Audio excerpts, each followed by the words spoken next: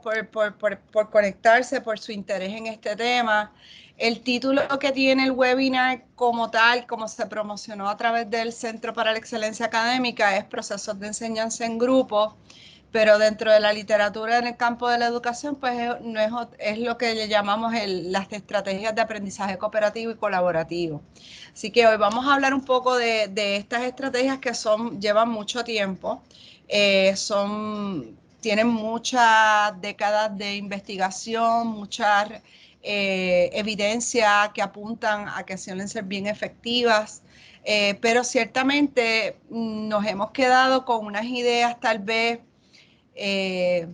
un poco antiguas en términos de lo que es el aprendizaje cooperativo, cómo estructurarlo, y el taller, ¿verdad? El webinar que vamos a estar presentando hoy, lo que pretende es generar esa curiosidad en ustedes para que busquen más información, porque ciertamente yo no voy a poder hablar de todas las estrategias técnicas, o sea, todos los métodos y técnicas que podemos utilizar cuando implementamos estos procesos de enseñanza en la sala de clase, así que lo que yo espero es que ustedes se sientan como que con la curiosidad de seguir aprendiendo, y ciertamente pues estaré compartiendo con ustedes mi experiencia como maestra en diferentes niveles y cómo yo he podido estar implementando esta estrategia en mi sala de clase con el resto del grupo.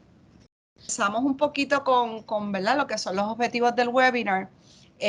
Vamos a hablar un poco de esos principios fundamentales del aprendizaje cooperativo según la revisión de literatura y su marco teórico, porque es importante saber, entender de dónde viene, por qué todavía seguimos hablando de esto, por qué se siguen haciendo investigaciones que nos siguen apuntando a la importancia de que nosotros como docentes podamos estructurar nuestra enseñanza, el proceso de enseñanza y aprendizaje tomando en cuenta estos principios.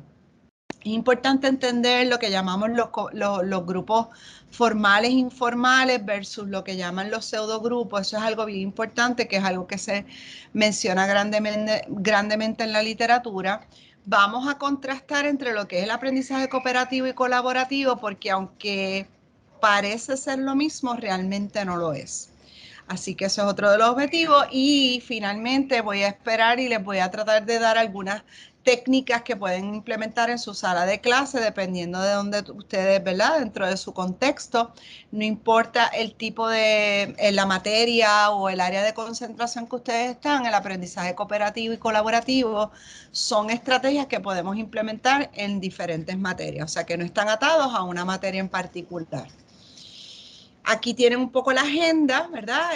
Como les dije, están alineadas a los objetivos que acabamos de mencionar, y ciertamente en el webinar yo voy a estar integrando algunas actividades de aprendizaje activo con la herramienta de Mentimeter para que ustedes también puedan participar y puedan entonces dar esa información, ese feedback, para yo poder entonces utilizar el contexto de cada uno de ustedes para poder entonces guiarlos en este proceso.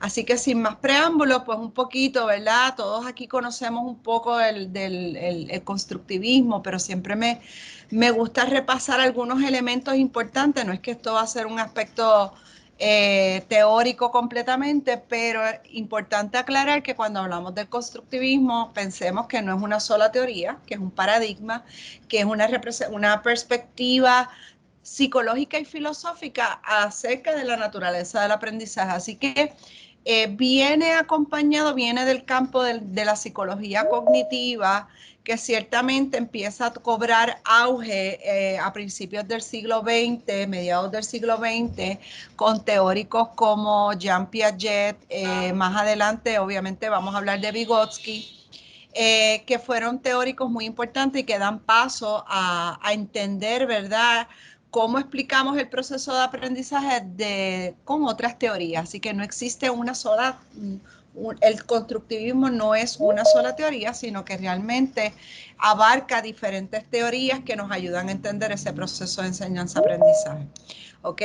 Sé que tengo personas que no necesariamente son del campo de la educación, por eso a mí me gusta siempre hablar un poco de estos aspectos para que nos entendamos. Así que cuando lo miramos como un paradigma, como una perspectiva, uno de los principios fundamentales de esta perspectiva constructivista es que las personas forman o construyen gran parte de lo que aprenden y comprenden. O sea, que ese conocimiento que nosotros vamos generando, que vamos desarrollando a lo largo de nuestras experiencias, desde esta perspectiva lo que plantea es que ocurre en un proceso de construcción e interacción con el entorno y con el medio ambiente.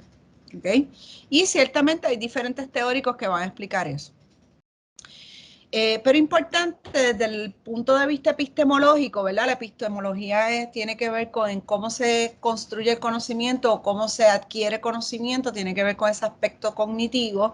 Uno de los aspectos fundamentales dentro de este paradigma es que las personas tienen que verse como aprendices activos. En otras palabras, si yo lo que quiero lograr es un mayor aprendizaje o yo quiero lograr que mis estudiantes adquieran un conocimiento de una materia o conocimiento sobre ciertas habilidades o destrezas, yo tengo que estructurar mis experiencias con los estudiantes para que ellos asuman un rol más activo.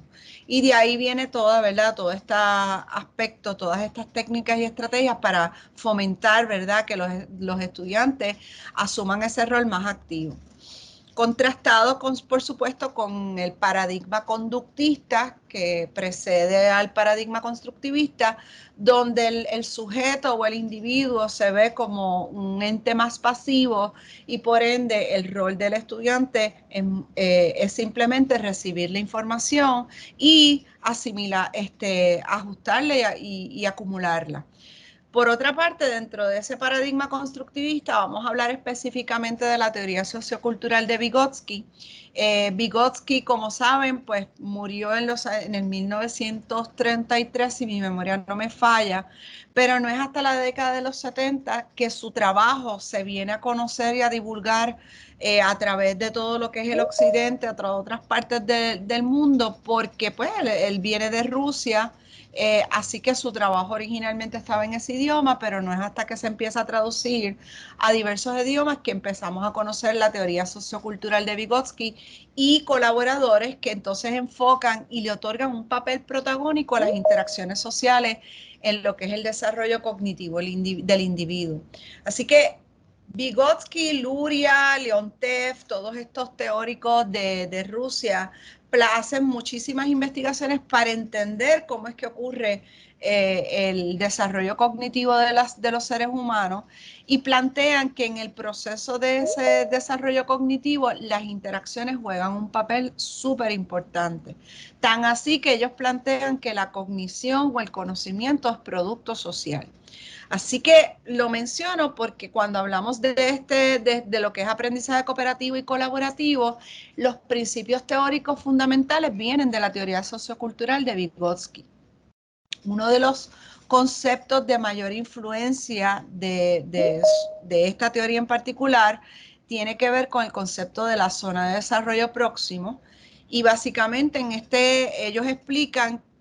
ellos describen mayormente, ¿verdad? Esa zona como que lo que puede hacer el individuo solo versus lo que puede hacer con la ayuda de un adulto o un par más competente. En otras palabras, lo que nosotros como seres humanos podemos hacer solo versus lo que podemos lograr cuando estamos con otros, interactuamos con otros, ciertamente hay una zona que permite que esas habilidades o unas habilidades que tal vez por mi cuenta de manera individual yo no puedo llevar a hacerlas, pero cuando estoy en interacción o en colaboración y cooperación con otros seres humanos o con otros pares que también que son más competentes o que tienen esas habilidades, mi espectro para yo poder desarrollar esas destrezas se amplía. Y eso es lo que ellos plantean como la zona de desarrollo próximo.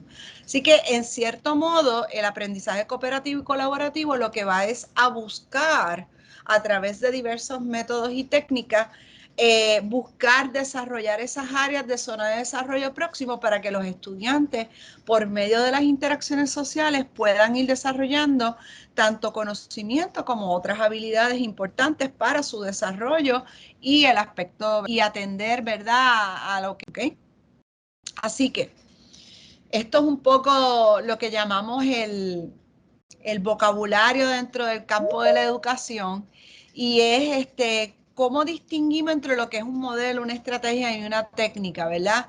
Ciertamente muchas personas utilizan a veces una sola palabra para referirse a muchas cosas. Sin embargo, como pasa también en el campo, en otros campos especializados, en el campo de la educación, no es la diferencia. Cuando hablamos de modelos de enseñanza, realmente, según estos autores, Joyce, Weil y Calhoun, un modelo de enseñanza es verdaderamente un modelo de aprendizaje, porque describe ese ambiente de aprendizaje, el currículo y cómo los estudiantes aprenden. Así que cuando hablamos de modelos de enseñanza nos estamos refiriendo a un aspecto dentro de lo que consideramos el ambiente de aprendizaje como tal. Así que están fundamentados en teorías o en elementos teóricos de orden filosófica, psicológica y sociológica. Aquellos que están matriculados o que han tomado cursos de currículo saben que hay unos fundamentos filosóficos, psicológicos y sociológicos del currículo que son sumamente importantes al momento, ¿verdad?, de desarrollar currículo y diseñar currículo. Y el considerar en los modelos, estrategias o técnicas es uno de esos elementos dentro del campo del currículo que tenemos que tomar en cuenta. Así que a modo de ejemplo, estos autores, ¿verdad? Estos autores que publican el libro que se llama Models of Teaching, un libro bastante citado y bastante que se utiliza como gran marco de referencia. Ellos agrupan los modelos de enseñanza y aprendizaje como por familias y los agrupan por familias precisamente de acuerdo a los fundamentos teóricos que los sustentan. Ahí tienen algunos ejemplos, ¿verdad?, de lo que ellos llaman los modelos de procesamiento de información y plantean el modelo de desarrollo de conceptos, inductivo, deductivo, el modelo 5E de Roger Bybee para la enseñanza de la ciencia, los modelos de cambio conceptual que también están atados al campo de las ciencias naturales y también el área de matemáticas. Y si se fijan dentro de los modelos o la familia de los modelos sociales constructivistas, vamos a encontrar el aprendizaje basado en proyectos y el modelo jurisprudencial, que no es otra cosa que el modelo de los roles o lo que llaman el role playing, ¿ok? A modo de ejemplo, para que tengan como un diagramita, porque, ¿verdad? Es cómo nosotros estructuramos el currículo y cómo nosotros estructuramos el proceso de enseñanza-aprendizaje. Veamos entonces los modelos como esa sombrilla más amplia que dependiendo de su orientación teórica, filosófica y psicológica, me permiten agrupar diferentes estrategias. Así que dentro del modelo de aprendizaje basado en proyectos, yo puedo integrar estrategias como por ejemplo el aprendizaje cooperativo, la estrategia ECA, que es exploración, conceptualización y aplicación, entre otras estrategias también como la de aprendizaje basado en problemas. Ahora, fíjense que yo diseño el currículo, cuando hablamos de unidades curriculares, se refieren a espacios de unidades, están compuestas de diversas lecciones. Usualmente cuando yo voy a diseñar una unidad curricular, utilizo ya sea un modelo de enseñanza o una estrategia de enseñanza para organizar las actividades alrededor de las diferentes etapas de ese modelo o estrategia. Cuando utilizamos la palabra técnica, que es una palabra que utilizamos comúnmente en diferentes contextos, pues la técnica se refiere al qué yo voy a hacer, al cómo yo voy a trabajar la lección del día. Pues ciertamente yo tengo diferentes formas en cómo yo puedo lograr los objetivos que tengo de esa lección. Yo puedo, si estoy enseñando ciencia, pues el laboratorio es una técnica de dar una conversación entre los integrantes dentro del campo de las ciencias, ¿verdad?, de la enseñanza de la ciencia. El viaje de campo es otra técnica. Usualmente también utilizamos mucho la discusión socializada o la discusión socrática, que es a través de la formulación de preguntas para estimular, ¿verdad?, la discusión en el grupo, entre otras técnicas. Así que un poquito para repasar un poco estos conceptos, quería que lo vieran. ¿Por qué? Porque ahora entonces entramos un poco directamente en lo que llamamos qué es aprendizaje cooperativo. Lo hemos leído, Nosotros probablemente en las escuelas o en la universidad nos vimos involucrados en algún tipo de trabajo que tenía la intención de que fuera en grupo. Fíjense que hablo en grupo es una cosa y lograr aprendizaje cooperativo es otra. Así que el trabajo en grupo no es lo mismo que aprendizaje cooperativo. ¿Por qué? Porque cuando veamos la literatura nos vamos a dar cuenta de que cuando hablamos de aprendizaje cooperativo per se, es cómo organizamos las actividades de enseñanza y aprendizaje para lograr que los alumnos trabajen juntos para mejorar sus propios aprendizajes y los de los demás. Así que no solamente es para enfocarme en que yo pueda individualmente aprender algo mejor, sino es que también involucra mi aprendizaje y el aprendizaje de otros. Así que es una estrategia didáctica que facilita el desarrollo de esas habilidades sociales o logro de objetivos académicos que requieren que los estudiantes trabajen en forma conjunta de un modo efectivo y que un tutor, un facilitador, un profesor gestione esos medios para que puedan trabajar juntos efectivamente. Y ahí hay varias referencias, yo les puedo enviar después algunos escritos que yo he hecho sobre aprendizaje cooperativo para que puedan tener más información, se los voy a compartir a Adrián para que luego lo comparta con los asistentes. Y es precisamente que entendamos que cuando hablamos de aprendizaje cooperativo, el profesor, la profesora, el tutor, el facilitador tiene que planificar todas esas condiciones para que se dé el aprendizaje cooperativo. Así que por eso es que es algo que requiere bastante planificación, no es algo que ocurre de manera natural. Nosotros los seres humanos no nacemos con un gen que codifique para la conducta colaborativa o cooperativa. Yo lo digo de esa manera un poco sarcástica, sino que es algo, son habilidades que vamos desarrollando en la medida que nos vamos involucrando en diversas actividades que permiten eso. ¿Ok? Así que unos autores bien reconocidos dentro de la literatura de lo que es aprendizaje cooperativo son Johnson & Johnson, y ahí tienen entonces una definición en sus propias palabras, ¿verdad? Ellos plantean que el aprendizaje cooperativo ocurre cuando hay una interdependencia entre los logros de los alumnos, ¿ok? Los alumnos sienten que pueden alcanzar sus objetivos sí y solo sí los otros alumnos de su grupo también alcanzan los suyos. Así que esa interdependencia, lograr que ocurra esa interdependencia, es uno de los criterios esenciales para que ocurra el aprendizaje cooperativo.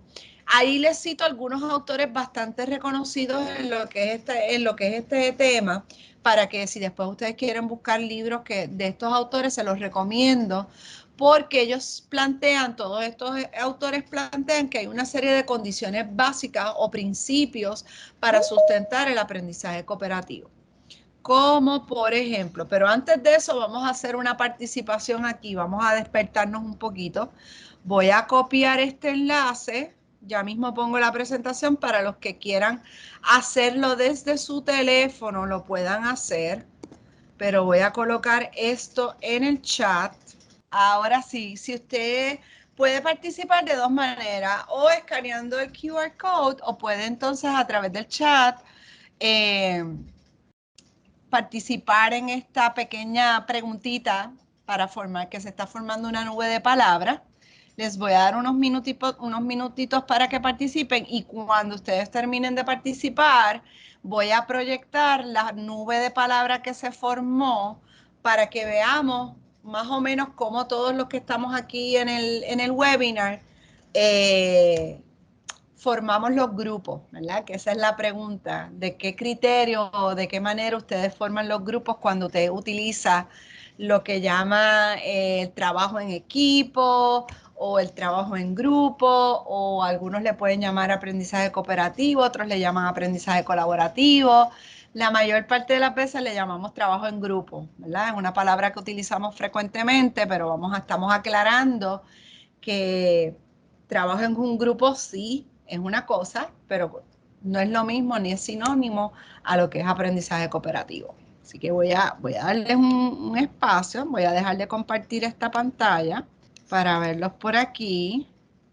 Y entonces voy a chequear ahora la nube de palabras que se está formando, está bien chévere.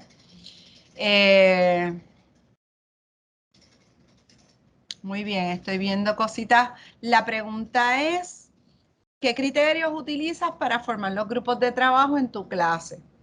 Y hasta el momento he tenido 35 respuestas y voy a proyectar la nube de palabras para que vean cómo se va formando. Voy a darle un breakcito aquí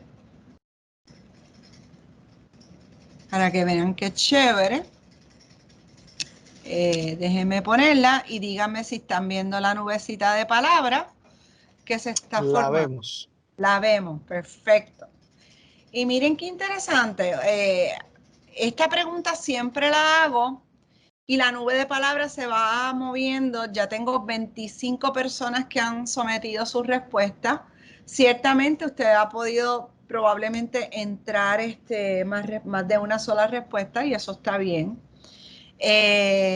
La diversidad, habilidades, según las habilidades. Algunos lo hacen al azar, otros lo hacen para mantener de manera aleatoria, que es importante, otros lo hacen por los intereses, de forma voluntaria, habilidades similares. ¿Por qué vamos a hablar un poco de esto? ¿Por qué será esto tan importante?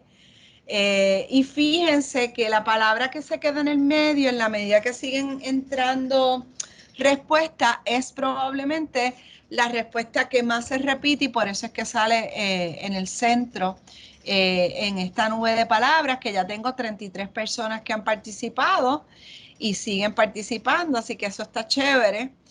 Fíjense que hay diferentes formas, y eso está bien, hay diferentes formas de formar los grupos, y vamos a ver qué es lo que la literatura nos recomienda para hacer esto.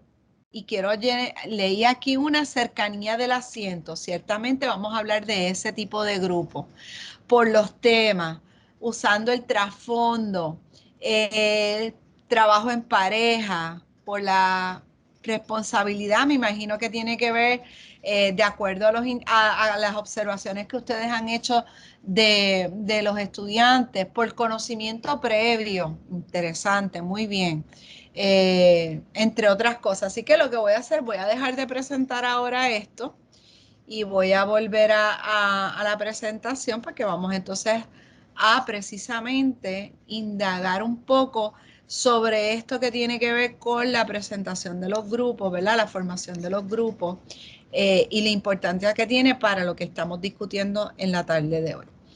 Así que gracias por participar.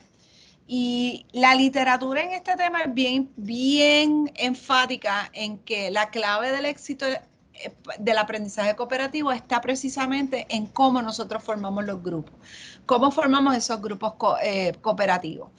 Por lo general, el grupo que le llamamos cooperativo es aquel que perdura en el tiempo.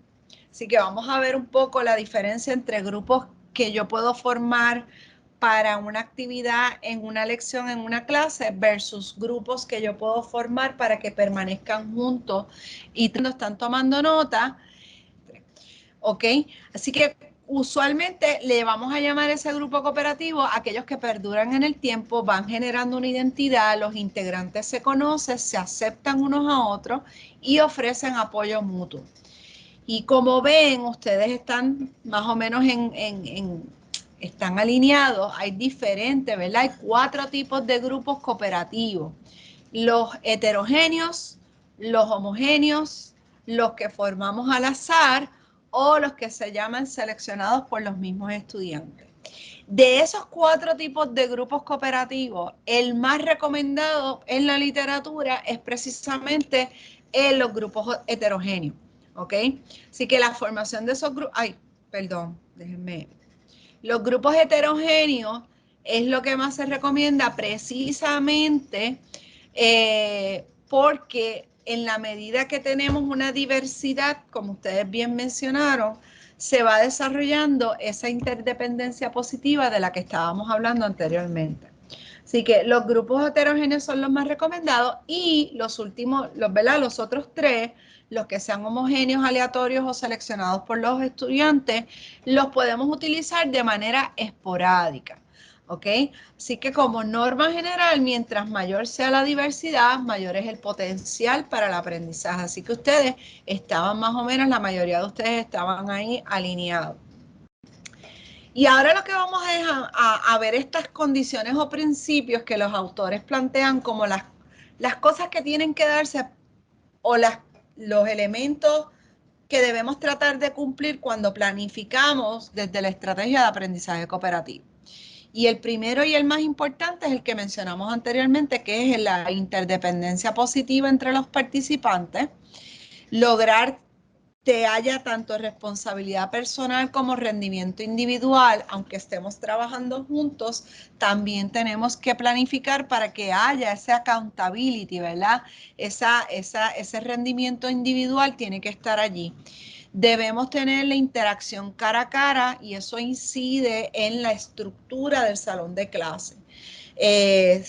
Ciertamente nuestra Universidad de Puerto Rico es una universidad centenaria que sus salas de clases están mayormente formadas por pupitres, pero hemos ido viendo cómo diferentes espacios físicos se han ido transformando para promover la interacción utilizando mesas redondas, mesas sillas que tienen ruedas, mesas que tienen ruedas para proveer la flexibilidad.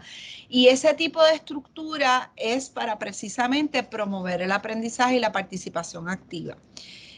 Otro elemento importante son las habilidades sociales e interpersonales, o sea que tenemos que atender, van a haber momentos donde el logro del objetivo académico tal vez no es lo más importante, sino lo que estoy atendiendo es el desarrollo de una habilidad social e interpersonal, porque entiendo que en la medida que los estudiantes desarrollan esas habilidades, se va a poder lograr otros elementos, ¿ok?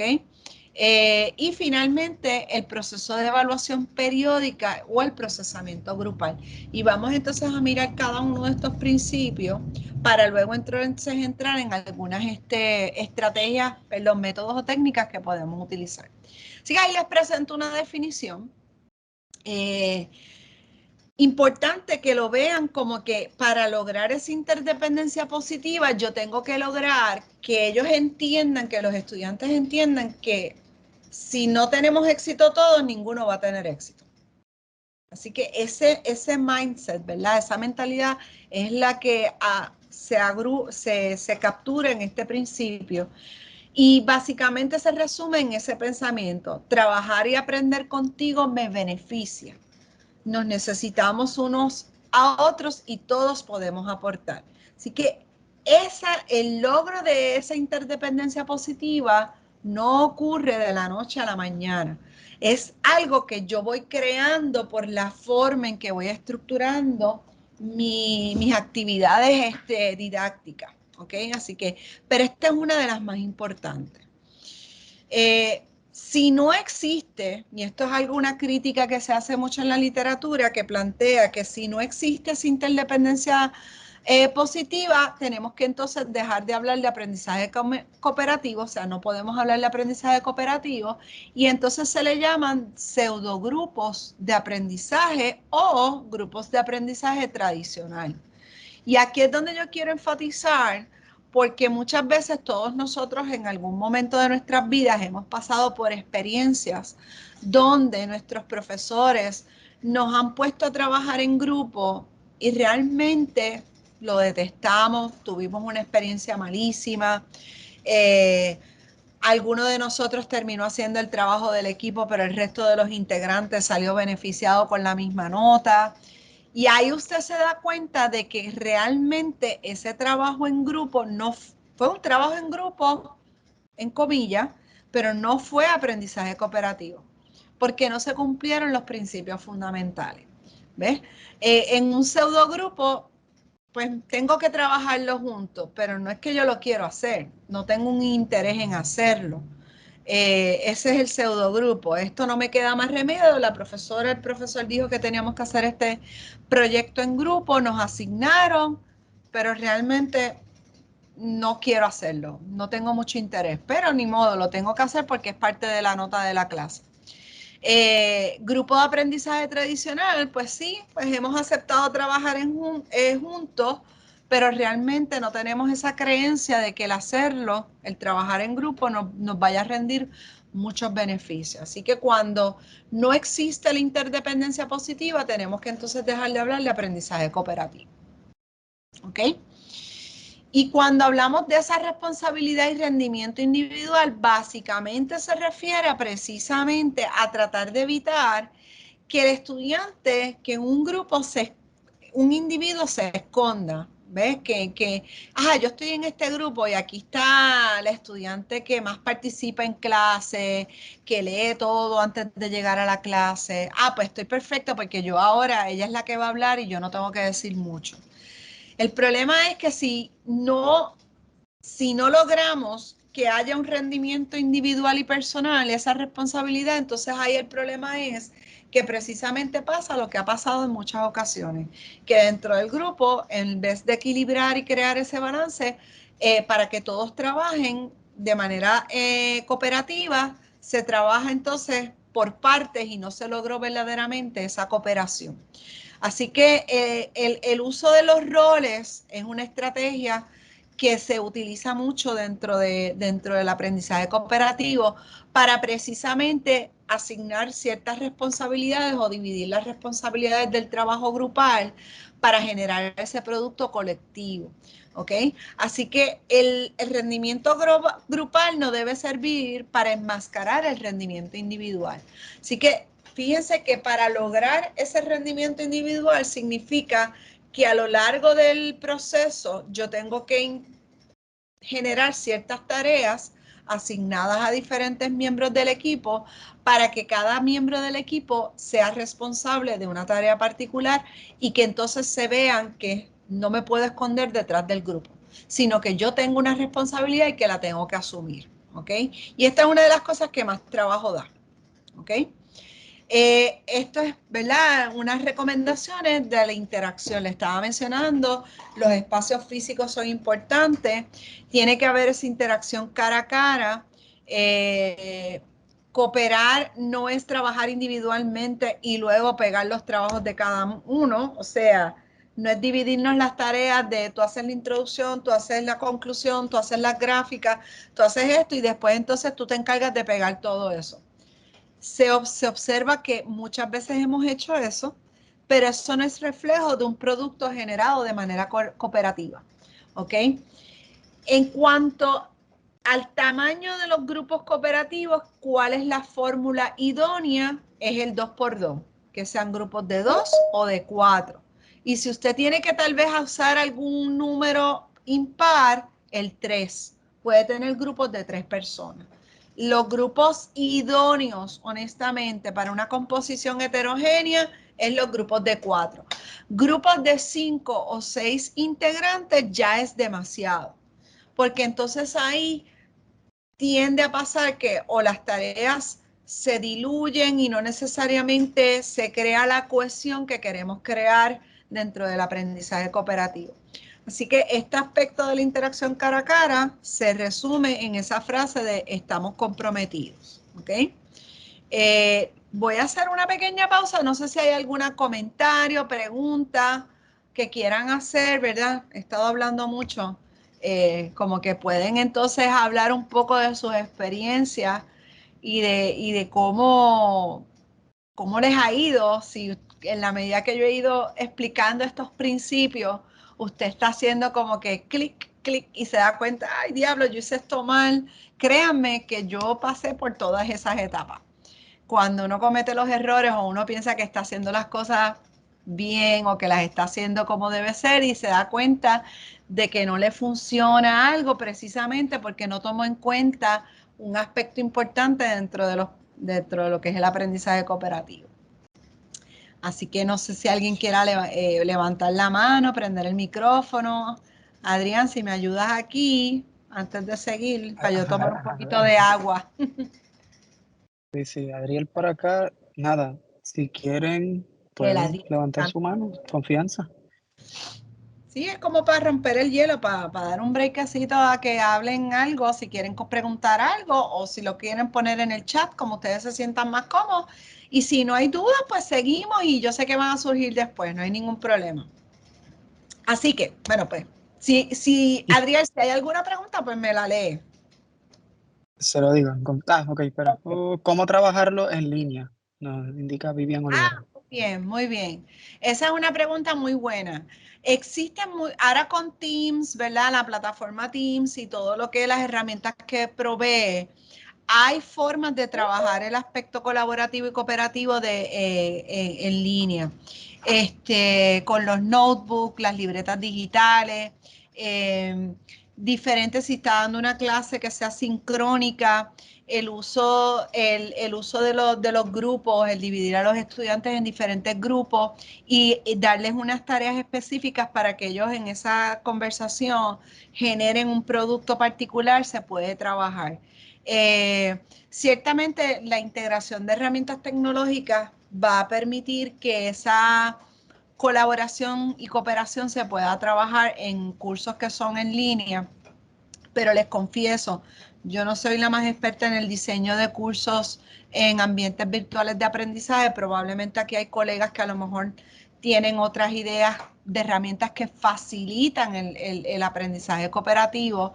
En mi caso, cuando estuve dando cursos asistidos por tecnología, que realmente el curso no estaba diseñado para hacer un curso en línea. Ustedes recuerdan que muchas de las clases durante la pandemia tuvimos la oportunidad de capacitarnos y empezar a adiestrarnos en estas plataformas y herramientas, pero realmente pues los cursos no necesariamente se diseñaron en esa estructura, pero ahí aprendimos a usar herramientas tecnológicas como por ejemplo Mentimeter, que es una herramienta que ustedes vieron, herramientas que promueven esa participación y esa distribución de tareas. Yo sí sé que a través de Teams permite que se creen los grupos, permite que hayan las libretas, los notebooks, los OneNote, que son libretas digitales que permiten entonces uno ver cómo cómo los diferentes integrantes del grupo están, o del grupo están aportando las ideas, y siempre va a ser bien importante el desarrollo de instrumentos que permitan guiar el proceso. Y cuando hablo de instrumentos, pueden ser listas de cotejo, pueden ser escala de categorías o rúbricas. Hay diferentes tipos de instrumentos que nos pueden ayudar a evaluar precisamente estas destrezas cooperativas y colaborativas. Así que yo después, Adriel, te voy a enviar varios documentos que puedes compartir con los integrantes que tienen algunas ideas de cómo podemos hacer, qué estrategias podemos utilizar para trabajar esto. ¿Ok? Le estaba diciendo, Perfecto. si no hay más preguntas, pues entonces esta cuarta condición, que es lo de las habilidades sociales e interpersonales, es una bien importante y sobre todo en los niños. Adriel, adelante. Veo que tienes la manita levantada. Sí, sí, es que veo, ahora mismo salieron los comentarios, así que no sé si usted los lee, yo los leo, Déjame, porque hay dos déjame. largos. Les repito a los participantes que si quieren, ¿verdad? Expresar lo que quieran expresar, pueden levantar su Mira, mano y encendemos el micrófono para... ok, estoy leyéndolo. Eh, ok, sí, Moodle tiene para crear los grupos. Eh, Mira, sí, estoy leyendo el comentario de la colega. Que eso pasa de grupos donde los mismos estudiantes se dan cuenta que hay uno que no es, pero ahí el problema es cuando pasan esas cosas. Por eso es que la estructura del aprendizaje cooperativo, y van a ver ahora cuando comparemos colaborativo con cooperativo, se van a dar cuenta de que la forma en que nosotros estructuramos el trabajo cooperativo la hace el profesor. No podemos pensar, y esto es un error que yo cometí muchas veces, no podemos pensar que por yo organizar los grupos de manera heterogénea y ponerlos ahí, darles una tarea y no hacer una evaluación periódica y no hacer observaciones de cómo están trabajando, esos estudiantes automáticamente van a lograr la tarea de manera cooperativa o colaborativa. Así que este aspecto es bien importante. Y hay formas de trabajarlo. Estoy leyendo los comentarios que ustedes están poniendo. Estaba respondiéndole mayormente a Luis, que escribió aquí que tuvo la experiencia donde en un grupo se dio una situación incómoda. Y yo creo que todos aquí hemos tenido esa experiencia. Yo las he tenido también. Donde se acerca uno de los integrantes del grupo y entonces te dan la queja de que fulano no está haciendo su parte. Entonces es un poco incómodo porque entonces ya a cierta altura del semestre, pues no es como que vamos a sacar al integrante y dejar los otros.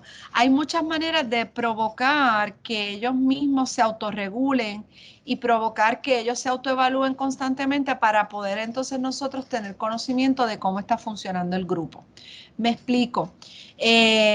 Hay observaciones que uno hace, hay que uno tiene que pedirle un plan de trabajo, que uno lo tiene que aprobar, uno tiene que a lo mejor a veces reunirse con el equipo para darle seguimiento, porque los conflictos van a ocurrir. Si usted piensa que colocar a diferentes personalidades a trabajar juntos para lograr una meta en común no va a generar conflicto, les tengo que decir, compañeros, que ustedes están viviendo en otro planeta, porque los seres humanos somos complejos. Los seres humanos, dígame si en su trabajo usted no tiene conflictos con otros compañeros por diversidad de opiniones, y esto es parte de esas habilidades interpersonales y sociales que nosotros tenemos que desarrollar, son sumamente importantes precisamente para nosotros poder trabajar con personas que son diferentes. Y fíjense que una de las recomendaciones principales de la literatura es que los grupos deben ser heterogéneos. Así que cuando hablamos de grupos heterogéneos, nos referimos a grupos heterogéneos en habilidad, en género, en intereses, en diferentes elementos que precisamente lo que van a hacer es enriquecer la interacción entre ellos. ¿Ok? Así que qué bueno que están comentando. Aquí tengo una compañera que nos está dando nos está escribiendo lo que ella hace. Lo trabaja en grupos de 3, ciertamente en muchos proyectos. Lo importante es que nosotros estemos conscientes de que como profesores tenemos que estructurar la tarea de manera cooperativa, tomando en cuenta esos principios. ¿Ok? Así que déjenme volver aquí a la presentación. Y me deja, Adriel, ¿se ve la presentación o se ve otra cosa? Adriel. Adriel. Sí, se ve la presentación. Ok, perfecto. Ok, y ya estamos casi terminando con las 5, porque vamos a entrar en las técnicas y las diferentes métodos. Y esto yo me adelanté un poquito, que tiene que ver con la evaluación periódica. Miren, aquí hay algunas alternativas, técnicas que son útiles para nosotros tener la evaluación formativa para que esta estrategia funcione. Miren, podemos tener cuadernos de equipo. Creo que la compañera estaba hablando que ya trabaja boletines, que trabajan videos. Pues miren, un cuaderno de equipo permite que cuando usted trabaje eso dentro de la sala de clase, ellos todos tienen que aportar, y ese cuaderno es del grupo, ¿verdad? Del equipo completo. La evaluación de grupal es importante, y cuando hablo de la evaluación nos referimos a autoevaluación, coevaluación, que otros integrantes del grupo me evalúen también. ¿Ok? Y también las observaciones del profesor son importantes. Así que cuando yo tomo en cuenta todos estos elementos, verdaderamente yo estoy estructurando la tarea, el proyecto de manera cooperativa, porque se atienden estos 5 principios que acabamos de discutir. ¿Ok? De esta manera podemos entonces ir creando las condiciones para que los estudiantes aprendan de manera más autónoma. Y ahí hay un resumen de este pensamiento, ¿verdad? Se puede mejorar lo que hacemos y sabemos reconocer y celebrar nuestros éxitos. En otras palabras, cuando el proyecto, hacemos una excelente presentación y se observa que hay una interacción y que la presentación quedó buena, pues es un éxito de todo el grupo, no es el éxito de uno solo, ¿ok? Otra cosa que quería comentarles, cuando hablamos específicamente de aprendizaje cooperativo, esto no es formar los grupos, decirle, ustedes van a trabajar juntos y me van a entregar este proyecto en diciembre, pero yo no doy ningún tipo de espacio en mi sala de clase para que ellos se reúnan. Ah, no, porque no tengo tiempo para que ellos yo tengo que cubrir contenido y yo no puedo dejar que ellos se reúnan. Pues entonces usted no está integrando aprendizaje cooperativo. Usted está haciendo un proyecto en grupo, pero no está aplicando los 5 principios que estamos hablando. Y usualmente ese tipo de proyectos que los asignamos el primer día de clase, formamos o a mediados del semestre y no permitimos nosotros observar la interacción entre ellos dentro del salón de clase, son los grupos que normalmente empiezan a tener problemas. Profesora, pues fulano no, nos íbamos a reunir tal día y no llegó a la reunión y empieza ese tipo de situaciones. ¿Ok? Así que un poco, ahora voy a tratar de comparar cooperar con colaborar, porque me he enfocado en lo que es la cooperación. Muchas personas piensan que cooperar y colaborar es lo mismo y vamos a darnos cuenta que realmente no lo es, aunque tienen unas cosas en común. Siempre que hablamos de cooperar y colaborar, en ambos escenarios estamos trabajando juntos para el logro de una meta. Pero, cuando cooperamos, hay un deseo genuino, hay una preocupación por el otro, ¿verdad? Cuando no necesariamente eso ocurre en la colaboración, por ejemplo. Así que, de alguna manera implícita, cuando cooperamos, la acción es ayudarnos mutuamente, me intereso por el otro. Yo voy a dar un ejemplo que doy siempre y es cuando nosotros organizamos una fiesta en nuestra casa y hacemos lo de la fiesta del sorullo, decimos pues cada cual trae lo suyo o cada cual aporta de alguna manera con algo y eso es colaborar, ¿verdad? Eso es todos juntos estamos trayendo algo para pasarla chévere, compartir, tener un rato, ¿verdad? Disfrutar ese momento. ¿Qué pasa? Quien se queda a limpiar contigo todo hasta el final, que se queda contigo hasta el final, verdaderamente tiene interés porque el anfitrión no se acueste a las tantas de la mañana limpiando porque todos los demás trajeron, se fueron y ya, se llegaron a tu casa. Así que cuando hablamos de cooperar, es esa persona que se queda hasta el final, te ayuda a recoger para evitar que tú tengas que acostarte mucho más tarde. Así que ahí pueden ver claramente la distinción entre lo que es colaborar y cooperar. Así que esos amigos suyos que se quedan con ustedes hasta el final en su fiesta, pues esos son los que están cooperando, ¿verdad? Porque verdaderamente se preocupan porque todo quede recogido y organizado para aliviar la carga que ustedes, ¿verdad? Le podría quedar por ser el anfitrión de esa fiesta. Así que ahí tienen un poco, cuando hablamos de aprendizaje y colaborativo es bien importante, ¿verdad? Porque formamos los grupos, todos van a aportar las ideas para llegar a la solución de un problema, hay una interacción de los integrantes, planteamos la solución al problema y hay una menor intervención de parte del docente. ¿Ok? La responsabilidad del aprendizaje recae principalmente en el estudiante. La mayoría de nosotros en nuestros escenarios de trabajo, lo que practicamos es el aprendizaje colaborativo. Tenemos un comité de trabajo, todos somos integrantes de ese comité, estamos unidos, aportamos ideas, buscamos soluciones. Nadie nos tiene que estar estructurando, la estructura la hacemos nosotros y hay un aprendizaje. Pero fíjense que cuando hablamos de aprendizaje cooperativo, yo quiero lograr que haya, más allá del logro de la meta en común, haya una relación de interesarse el uno por el otro dentro de esos grupos. Así que es como un proceso formativo donde quien estructura la tarea cooperativa es el docente. Y por eso es que da tanto trabajo, sobre todo en los niveles elementales, ¿verdad?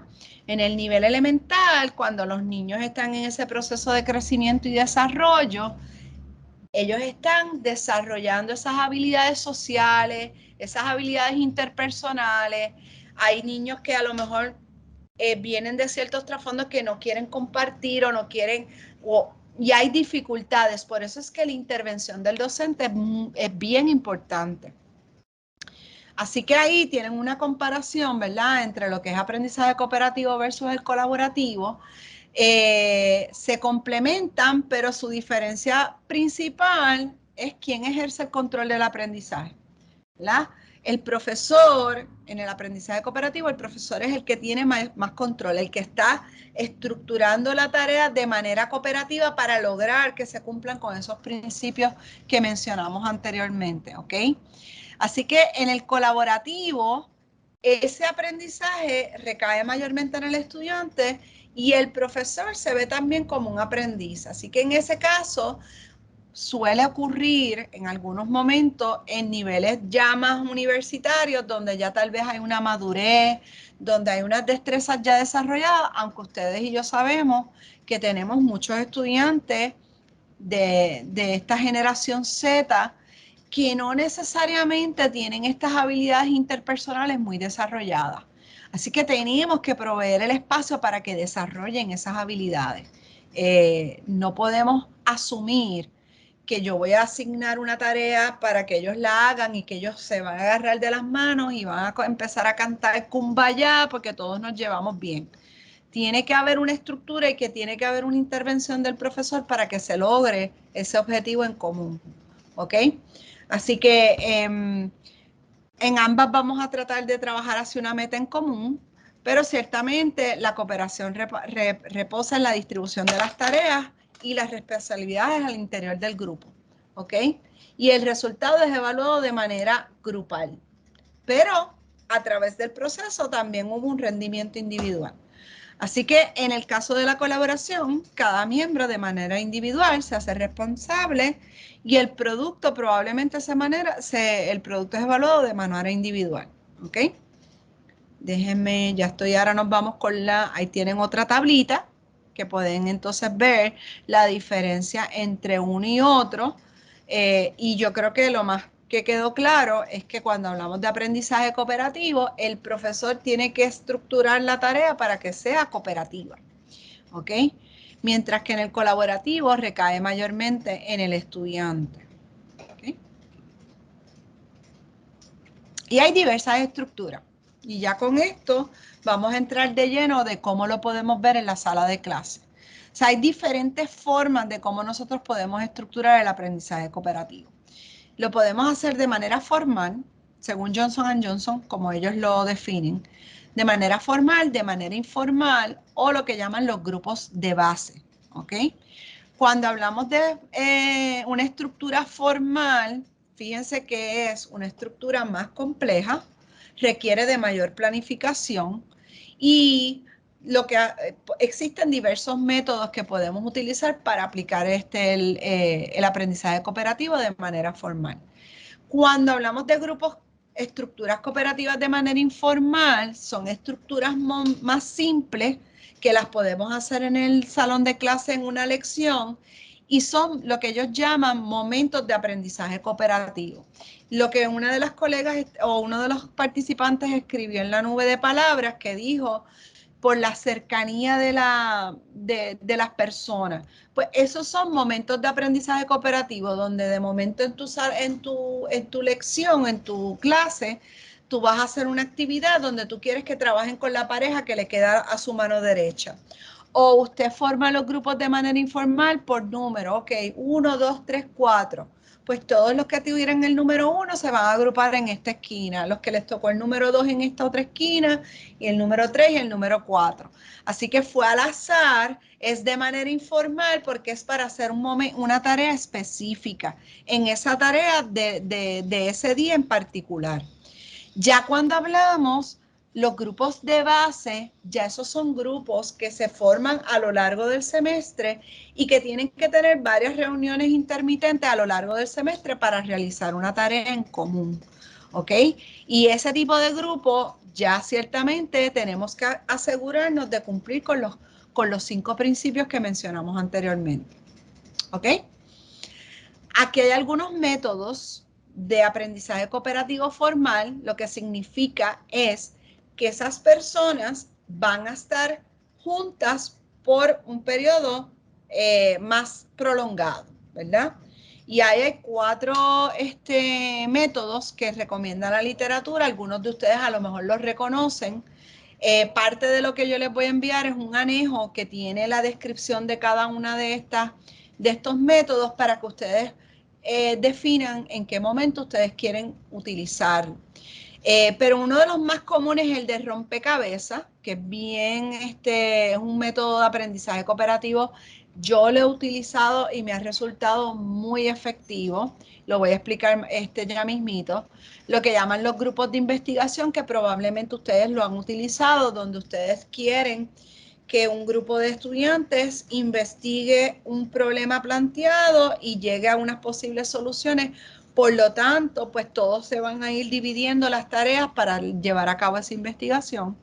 La tutoría entre iguales, lo que llamamos el peer tutoring, ¿verdad? Ciertamente hay una interacción cara a cara, pero hay beneficios entre ambos participantes y lo que llamamos la enseñanza recíproca, ¿verdad? Ahí tienen una breve descripción de lo que son las tutorías entre iguales, ¿verdad? Grupos sociales similares se ayudan uno a otro y aprenden, aprenden mientras van enseñando. Así que ambos estudiantes tienen un objetivo en común y compartido y se adquiere por medio de esa interacción que es planificada por el profesor. Este es el de rompecabezas y es rompecabezas 2 porque le hicieron un ajuste. Fue desarrollado por Slavin en 1996 y les voy a presentar un diagramita que les va a ayudar a entender mejor. Digamos que usted tiene una unidad en su curso que se divide en varios subtemas y entonces usted quiere distribuir la investigación en esos subtemas para formar y para que lograr esa interdependencia positiva entre todos los, ¿verdad? Entre todos los estudiantes. Y fíjense que en este tipo de métodos se forman 2 grupos, ¿verdad? Hay 2 tipos de agrupaciones, lo que llaman los equipos de base y los grupos de expertos. Importante es que los grupos deben ser heterogéneos, ¿ok? Cuando hablamos, yo creo que mejor les paso a la próxima para que vean el diagrama y lo puedan entender mejor. Yo creo que así lo pueden ver mejor. Usted organiza la unidad y usted va a tener el grupo base. Fíjense que el color representa un tema, ¿ok? Un subtema. Entonces, usted va a asignar, usted va a tener un grupo de 4 personas que cada uno se va a volver experto en ese tema que le tocó, en ese subtema que le tocó. Así que la responsabilidad de cada uno es hacerse experto en el tema que le tocó, para entonces cuando regrese le tiene que explicar ese tema a los demás integrantes que no son los expertos en ese tema. Así que digamos que aquí yo tengo un grupo base que es diverso, es heterogéneo, pero luego yo tengo que fíjense que tengo grupos, en cada uno de estos grupos hay la ficha azul, así que el grupo de expertos se va a reunir y todos tienen en común que investigan ese subtema. Y hay unas interacciones que se dan en el grupo de expertos, pero cada uno de estos tiene la responsabilidad de que cuando regrese a su equipo base, tienen que aportar esas ideas que se discutieron. Y ahí se va creando varios principios. La interdependencia positiva, porque cada uno depende del otro para poder entender el tema en general. Se trabaja la responsabilidad individual y el procesamiento grupal, porque cada uno de los expertos es responsable de explicar ese tema a los demás integrantes y lograr que los otros lo comprendan. Y finalmente, cada grupo base tiene que generar un producto final que en las que todos van a participar y en las que todos van a aportar. Así que hay una división de tareas bastante equilibrada. Este es uno de los métodos más utilizados en el aprendizaje cooperativo y tengo que decirles que yo lo he podido utilizar y me ha resultado ser muy efectivo. ¿Cuál es la clave?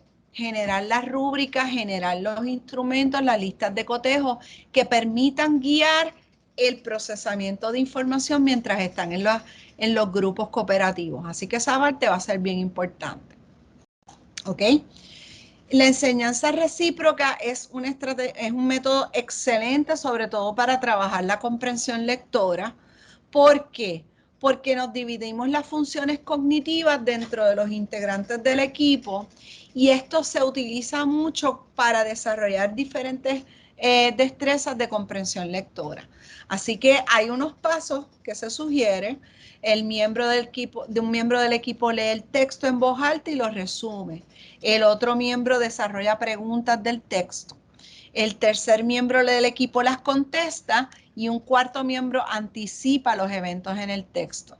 Así que en este proceso, fíjense cómo el número perfecto es 4, para entonces distribuirnos las funciones cognitivas que tienen que ver con ese proceso de comprensión lectora y es recomendable que el docente haga un modelaje con los estudiantes para que haya una rotación de las funciones entre los diferentes miembros del equipo.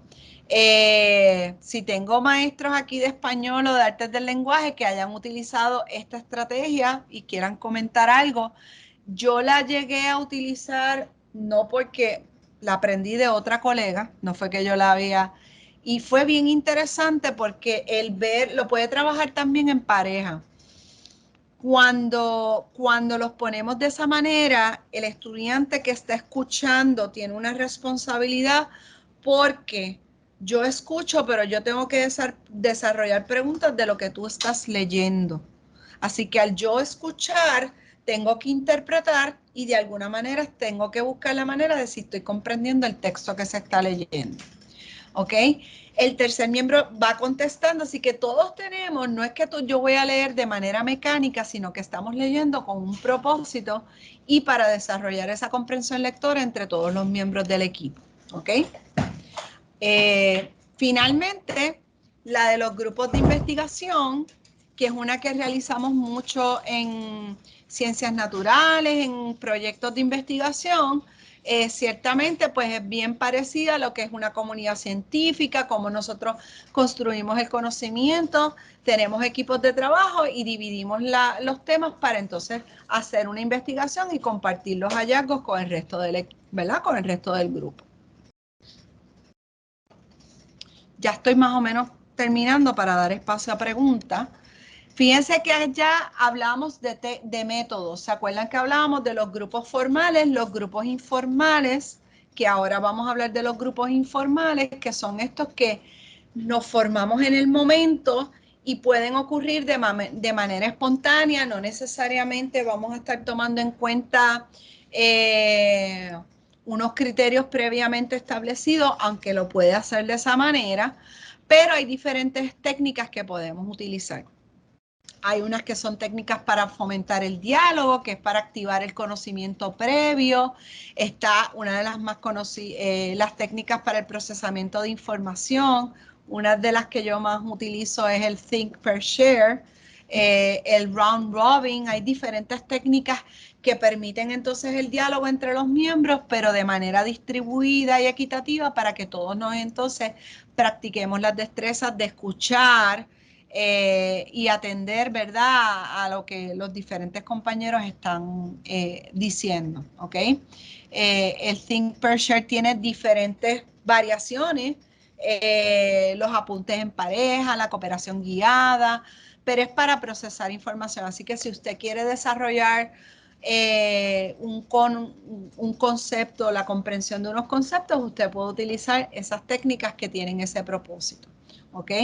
Si usted lo que quiere utilizar es desarrollar o activar conocimiento previo o crear una conversación entre los integrantes, pues hay unas técnicas que son para eso. ¿Ok? En matemáticas hay unas técnicas que les puedo compartir en el escrito que les voy a enviar, que es para construcción conjunta de conocimiento, el lápiz al medio, es bien interesante porque yo puedo entonces tener un problema verbal o un problema matemático que entonces lo vamos a resolver primero de manera independiente, tiramos los lápices y nos pasamos entonces para ver cómo los demás compañeros han resuelto el problema y de esa manera nos nutrimos, ¿verdad? Todos en el proceso, ¿ok? Hay otras técnicas para la resolución del problema, que es la en pareja pensando en voz alta y el equipo pareja individual. Así que podemos empezar como equipo, después trabajamos de manera en pareja y después de manera individual. Así que hay diferentes técnicas que podemos utilizar con grupos informales que no necesariamente va a requerir un periodo de tiempo muy prolongado. ¿Okay? Esta no podía dejarla porque esta yo la puse en práctica y me pareció súper genial. Los estudiantes míos del curso les encantó esta técnica de aprendizaje cooperativo. A lo mejor ustedes la han utilizado comiendo Fishbowl Protocol o el protocolo de la pecera. Y es que usted coloca, ¿verdad? Usted tiene, digamos que usted tiene 20 estudiantes en el grupo o tiene 10 o 12, dependiendo. Vayas conociendo primero antes en el interior, en un círculo externo, y otros estudiantes que están en el círculo externo. Los que están en el círculo interno van a estar conversando, intercambiando ideas sobre una pregunta que usted les planteó, un problema, y los que están afuera están observando, escuchando y tomando nota. No pueden hablar los que están afuera. Entonces, los que están afuera están observando, están escuchando, están tomando nota de las conversaciones que están teniendo los que están en el interior y después de un tiempo, después de un momento, los de afuera van entonces al interior y los que estaban adentro se van afuera. Así que se intercambian los roles y entonces al finalizar la actividad usted va a tener una conversación para ver cómo se sintieron, qué aprendieron, cómo vieron las perspectivas, entre otras cosas. Créame que si nunca la he utilizado, se las recomiendo. Fue bien revelador como muchos de mis estudiantes comentaban cuando reflexionamos sobre la actividad, cuando estaban afuera, que estaban de observadores, escuchando las conversaciones de los estudiantes que estaban en el interior, decían, ay, yo quería participar, pero no podía hablar, tenía que aguantarme. Y entonces era como que esta habilidad de poder esperar mi turno, de no interrumpir, de escuchar, desarrollar esas habilidades, fue bien interesante. Entonces, cuando le preguntan a las personas que estaban en el interior cómo se sintieron, algunos dicen, pues un poco intimidante porque sabía que me estaban observando. Y entonces no sabía si estaba diciendo algo. Así que les recomiendo esta actividad para algún momento si usted quiere intentarla con sus estudiantes, pero es bueno que tenga, ¿verdad?, esa reflexión grupal para que después ellos les compartan cómo se sintieron estando tanto en el interior como afuera.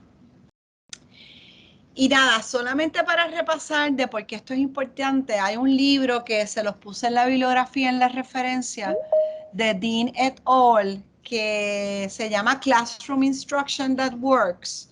El libro está en PDF, lo pueden conseguir a través, ¿verdad? Lo pueden conseguir, está de fácil acceso, donde ellos investigaron cuáles son las prácticas más efectivas, ¿verdad? Cuáles son las prácticas efectivas en la sala de clase. Y fíjense en interesante, de las 9 categorías que está plantear los objetivos, proveer feedback, reforzar el esfuerzo y proveer reconocimiento.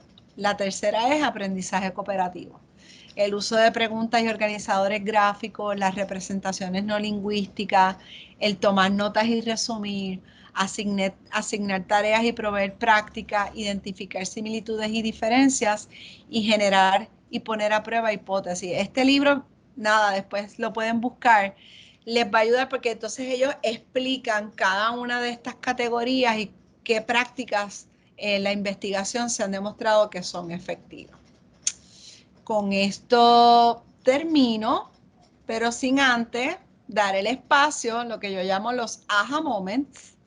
Son los momentos que usted durante el webinar, usted dijo, wow, o yo creía que aprendizaje cooperativo es esto y ahora con esta explicación sé lo que es, lo veo de otra manera, o aprendí esto nuevo. Así que me gustaría entonces que me compartieran algunos de sus aha moments, si lo quieren decir con el micrófono o quieren entonces escribirlo en el chat, lo pueden hacer también. Quería tal vez, ahora les voy a dar, y entonces aquí tienen algunas de las referencias y quería acá señalarles el libro. Aquí tienen un enlace que lo pueden, que les da ese escrito de Oakley, Felder, Brent y Elijah, que les da unas ideas bien concretas de cómo usted puede formar los grupos y que sean efectivos, sobre todo en el nivel universitario. Así que se los recomiendo. Así que déjame entonces dejar de compartir y ahora pues los voy a escuchar, los aha moments o las preguntas que puedan tener y que quieran hacer ahora. Ya sea abriendo su micrófono, levantando la manita. Déjame ver por aquí. El fishbowl. El fishbowl es un estudiante, dos estudiantes asumen. Yo lo pude documentar y les comparto que fue parte de una investigación que yo estaba haciendo en la sala de clase. Y se los comento porque uno de los datos que yo recopilaba de esa investigación fue en entrevista y los estudiantes, tuve varios estudiantes que mencionaron la actividad de la pecera como una de las actividades que más les había gustado dentro del curso. Así que, Eda, yo lo expliqué brevemente, pero puedes poner la palabra Fishbowl Protocol en Google y la puedes utilizar. Para grupos grandes, claro que sí. En los grupos grandes, mayormente se va a recomendar tal vez las técnicas informales, los grupos informales, donde pueden utilizar el Think Per Share, ¿verdad?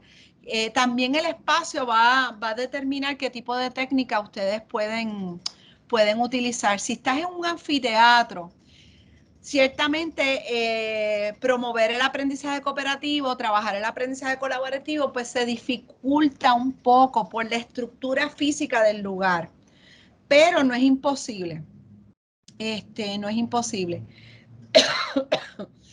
Si lo vas a hacer, si vas a hacer grupos de base, que es para hacer un proyecto grande del curso, pues te recomiendo que vayas conociendo primero los estudiantes para que entonces, sí, con 25 estudiantes tú puedes hacer aprendizaje cooperativo.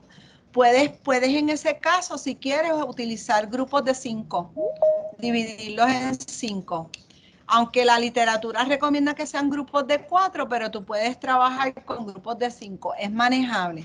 Va a depender de las edades. Si son adultos es manejable. Les explica la rutina. Miren qué chévere. No cometan el error que yo cometí con niños de 4º grado. Que fue precisamente lo que me motivó a hacer la investigación que yo hice a nivel doctoral. Yo tenía los proyectos finales, mis grupos eran demasiado grandes, eran como de 6 estudiantes y yo me di cuenta en esa dinámica que grupos más de 4 o 5 estudiantes realmente no son efectivos porque cuando son grupos muy grandes, ¿qué tiende a pasar? Un estudiante, 2 estudiantes asumen el liderazgo y entonces no dejan hablar a los otros, dan instrucciones, porque usted va a tener niños que tienden a ser muy controladores, por decirlo de alguna manera, quieren dar instrucciones y quieren que las cosas ocurran como ellos quieren. Así que es importante estructurar la tarea de manera cooperativa, que es lo que la literatura sugiere.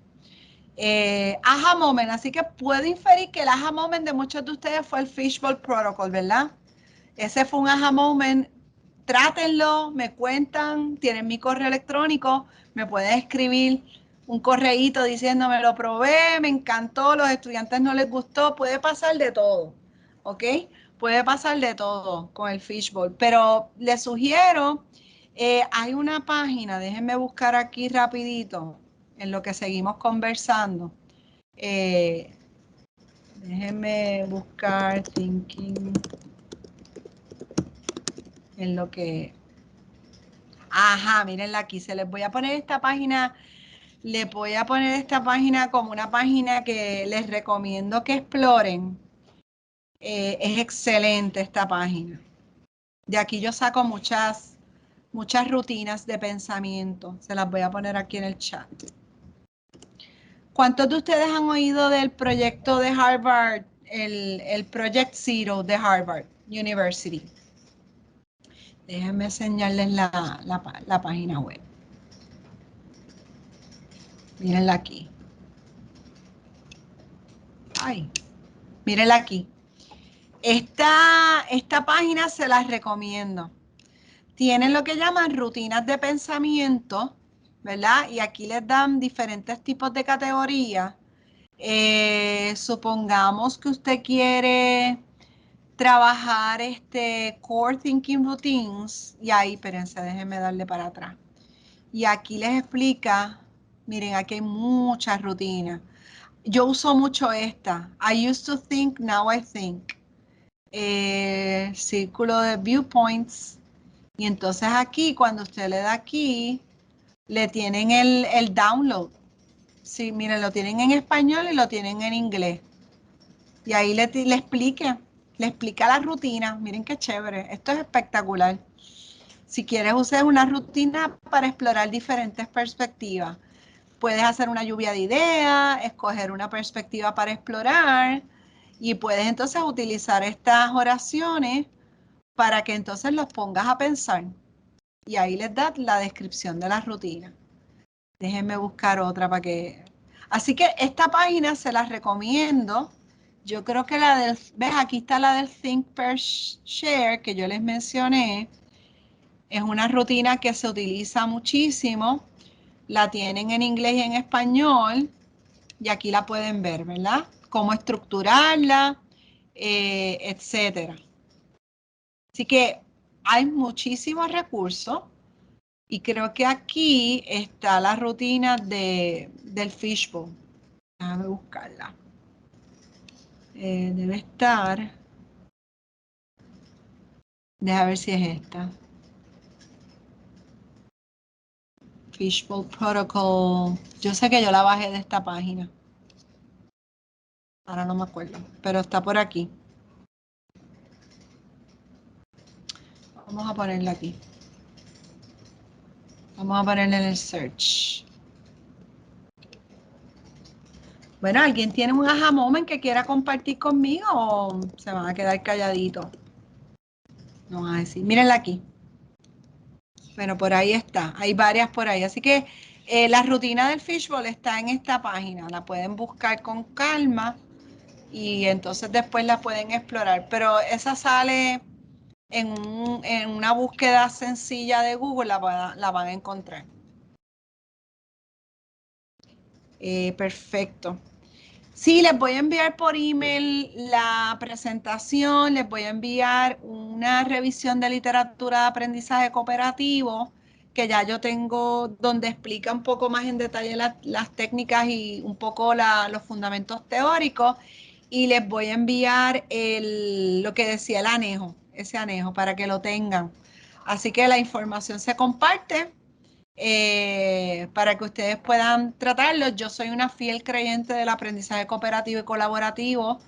Trato de aplicarlo en todas mis esferas profesionales, como profesora, ahora como directora en una escuela.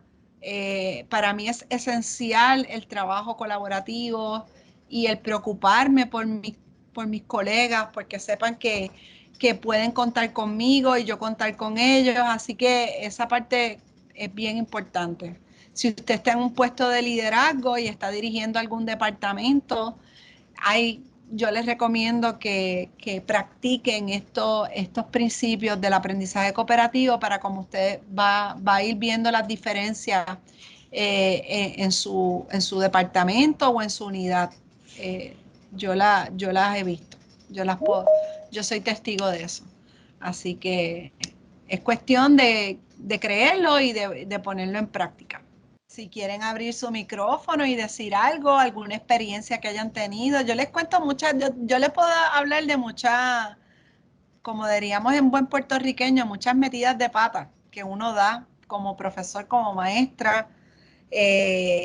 Así que, y me di cuenta cuando uno empieza a leer, la realidad es que es cuando uno empieza a leer la literatura que uno se va dando cuenta de que, mira, es que esto lo hice mal, esto lo debí haber hecho de esta manera. Tal vez les comparto uno de los hallazgos de mi investigación. Mi investigación fue precisamente analizar el rol de la colaboración durante el proceso durante la implementación de una unidad con aprendizaje basado en proyectos. Así que parte de los datos que yo recopilé eran las observaciones, habían grupos focales, habían cuadernos, análisis de documentos, yo tenía diferentes fuentes de información. Y una de las cosas que en ese momento decidimos y emergió de la investigación fue que hicimos los grupos, formamos los grupos por el tema de interés, que eso está bien, la literatura sugiere que eso también lo puedes hacer, así que eran grupos homogéneos en el sentido de que estaban agrupados porque tenían un interés en común. Y adivinen lo que me pasó. Como los dejamos agruparse por interés, tuve dos grupos que fueron varones solamente, dos grupos de varones. Y lo ofendan los varones aquí, los genios, habían varones, habían niñas, o sea que había de todo un poco. Habían unos que tenían más varones que niñas, etcétera. Y de la investigación emergió que los grupos que eran de varones, y no se me ofendan los varones aquí, ¿verdad? Los compañeros. En la investigación nos dimos cuenta que los grupos cooperativos que estaban formados únicamente por masculinos, los productos finales o el proyecto final el proyecto final era un juego de mesa, tenían que crear un juego de mesa. Y esos grupos, el proyecto final fue de un nivel cognitivo más bajo que los otros grupos que eran heterogéneos. Y eso fue algo que emergió de los datos, emergió en la investigación. Y ahí fue que yo dije, wow, la importancia de la formación de los grupos, ¿verdad? La formación de los grupos heterogéneos. Qué bueno, me alegra que les sea útil. Para mí lo más importante es que sea, ¿verdad? Que sea útil, que aprendan.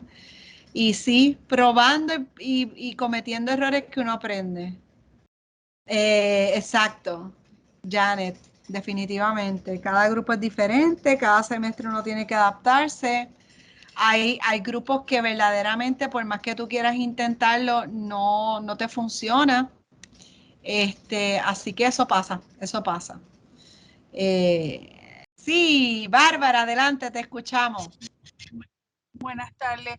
Quería comentarle cómo le fue a usted o si puede dar un poquito de su experiencia en el grupo focal, de qué manera fue la enseñanza y qué aprendió de él para que nos pueda dar un poquito de información, porque es posible que haga un...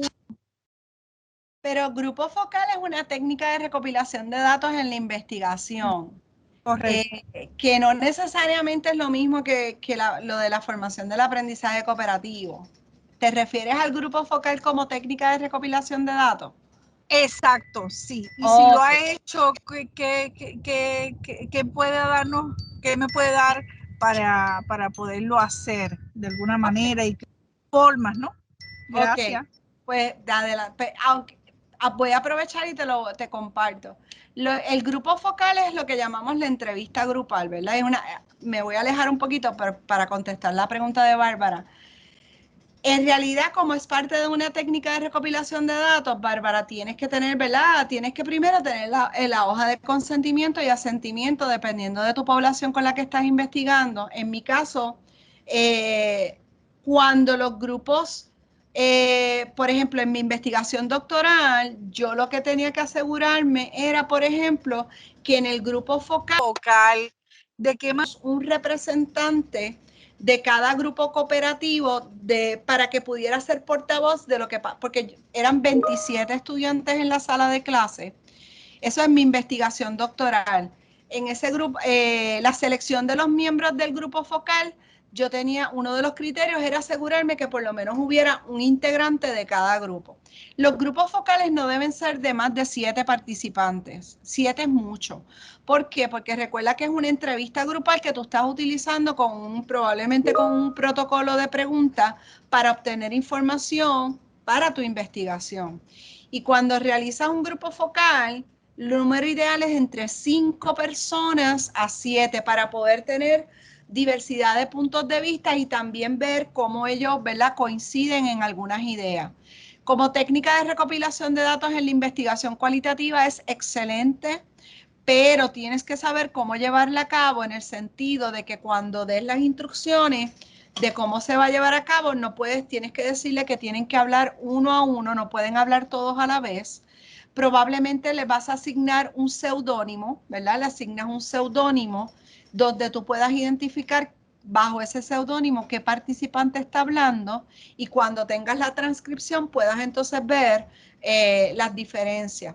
Va a depender de las edades, si estás entrevistando adolescentes, si estás entrevistando universitarios, si estás entrevistando diferentes, ¿verdad? Dependiendo de las edades, va a ser la duración del grupo focal. Mayormente, yo los he hecho con niños, he hecho mayormente entrevistas individuales, con adolescentes he hecho grupo focal, con universitarios he hecho grupo focal y con adultos también he hecho grupo focal. Pero es una técnica de recopilación de datos muy buena ¿verdad?, para la investigación. Importante grabarlo, tener una grabadora para que puedas capturar, hacerlo en un lugar que no tengas muchas interrupciones de ruidos o lo que sea, para que la calidad de la grabación sea buena, para que luego entonces si vas a utilizar un servicio de transcripción, pues se pueda capturar. Los grupos focales no deben ser de más de que ofrecieron. Comentándote algo más de la investigación doctoral que tiene que ver con lo de la formación de los grupos colaborativos. El estudiante que era de uno de los grupos de varones, que era el que estaba hablando, ¿verdad? No era un informante que hablara mucho, no era un participante que ofreciera mucha información. Así que eso fue una limitación de la investigación cuando tienes participantes que tú le haces la pregunta y a lo mejor no te dicen mucho, pues tú tienes que respetar, ¿verdad? No lo vas a obligar, tienes que tener y crear el ambiente en el grupo focal de que ellos se sientan en confianza, que pueden decir que lo que están diciendo allí es confidencial, que eso está escrito en la hoja de consentimiento y asentimiento, pues va a ser bien importante. Espero haberte contestado la pregunta, pero Creswell es tremendo recurso, libros de investigación educativa, Creswell, para grupos focales, ellos hablan bastante, Meriam y Tisdale, hay varios autores que puedes consultar para esa técnica y practicar. Obviamente al principio uno está como medio temeroso, pero después que practicas y llevas a cabo el grupo focal, fluye bastante bien. Pues estamos. Déjame ver si tengo algún comentario adicional. Pues nada, Adriel, yo creo que con esto concluimos y terminamos unos 15 minutos antes.